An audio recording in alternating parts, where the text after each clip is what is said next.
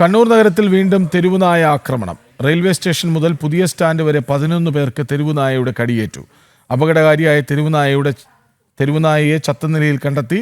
ഇന്നലെ 56 പേരെ തെരുവുനായ ആക്രമിച്ചിരുന്നു. വിവരങ്ങളുമായി മിഥുൻ പിള്ള ഒപ്പം ചേരുന്നു. തെരുവുനായ ചത്തു എന്ന വിവരമാണല്ലോ വരുന്നത് പുറത്ത്. അതായത് ആശങ്കയേറുന്നു അല്ലേ?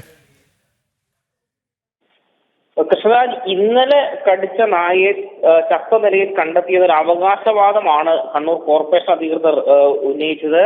അതിന് തൊട്ടു പിന്നാലെയാണ് ഇന്ന് രാവിലെ ഇപ്പോൾ ഏതാണ്ട് 11 പേർക്ക് തെരുവുനായയുടെ അക്രമത്തിന് ഇരയാവുന്ന ഒരു സാഹചര്യം ഉണ്ടായത്. കണ്ണൂർ റെയിൽവേ സ്റ്റേഷൻ മുതൽ പുതിയ ബസ് സ്റ്റാൻഡ് വരെ ഏതാണ്ട് 11 പേർക്കാണ് കടിയേറ്റത്.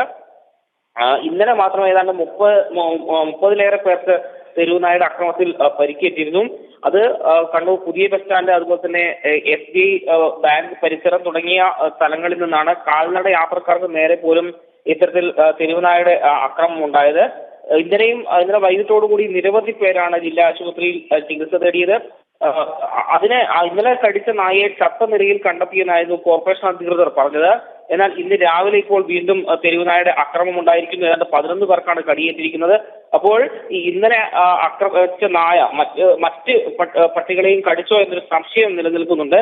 ഏതായാലും ഇപ്പോൾ കടിച്ചു എന്ന് പറയാൻ തെരുവുനായ പിടികൂടാനുള്ള ശ്രമവും കോർപ്പറേഷന്റെ ഭാഗത്ത് നിന്ന് ഊർജിതമാക്കിയിട്ടുണ്ട് കൃഷ്ണരാജ്.